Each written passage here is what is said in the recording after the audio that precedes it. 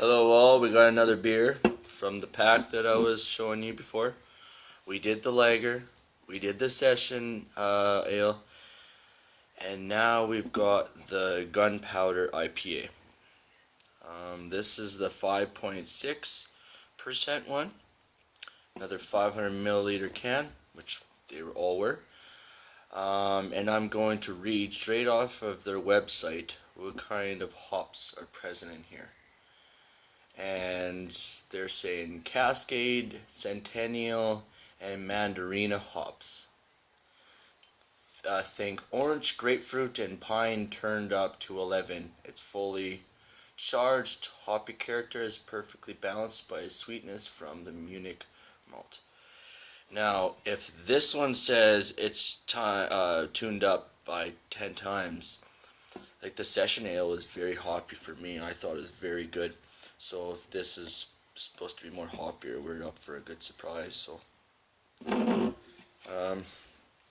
it did the other previous ones. I'll show you the can. In case it switches in a couple of years, you never know. People switch the products all the time and the looks. So this is what the can is.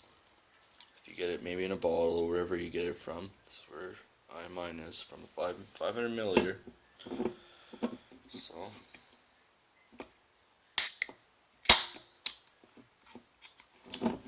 Let's do the pour. Get all the water over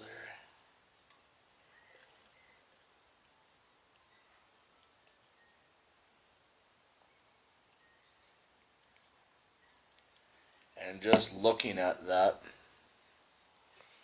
from the previous ones, you can tell that this is a lot darker. Not as hazy as the session ale, session IPA, but I think this one retained more of a head than the other one. Yeah, very, very hoppy. Yeah, you can smell that for sure. It smells like the grapefruit.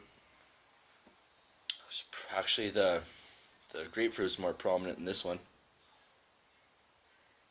Spikes out a lot more. But I'd say more the citrusy as well. Just more explosive in the nose than the other, but the hops was still good in the other. So let's see if this one beats it.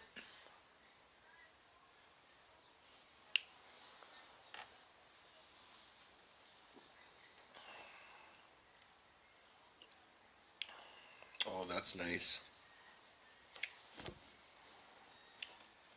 This one has kind of like the Session IPA. It has the citrus.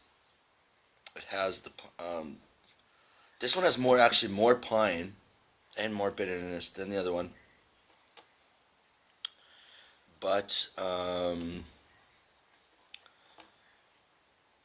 would say it's a nicer mouthfeel to it. It really does. It's really creamy, actually. I'd say it's more of a creamier taste to the mouth. Yeah, but similar for the smell. I'd just say more pine intuned and a bit more bitterness. But very similar to the Session IPA. Consider I just had them back to back, right? So it's not just I waited a day and kind of guessed it. This is can from can to can. I've been doing these videos, so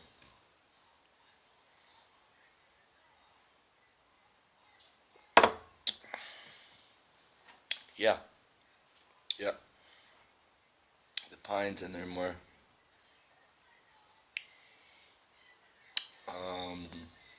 Really nice.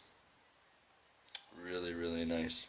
I like that this one actually retained more head than the other beers, so that was nice to see as well. Bringing a lot of lacing onto the glass.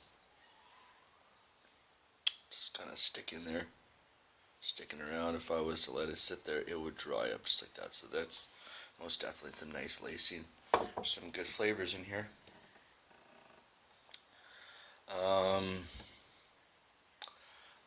Do I like it more with that pine taste? I'd still say this one's almost close to the same mark because I like the session IPA better for taste wise. But I like that this one's a higher alcohol content and still just as almost tasty as the session IPA. But I'd say the session IPA was through more citrus than this one. This one's more of a pineier taste to it. But don't let that confuse you and thinking it's worse. It's not. I just say it's really comes down to kind of like eating Heinz ketchup to French's ketchup. You know, there's little small little things I guess you can pick out from experience having it that many times. That you will start to see different things. And that being said, they're so close in the mark. I just because this one's a higher alcohol content and it's masking it so good, I would have to say this one does get a bit of a better mark just because of that. So I would give it an 8.4 out of 10 from the Session IPA where I gave it 8.25 out of 10. So, but that's the mark I'm giving this one. So, see you guys. Alrighty, here's the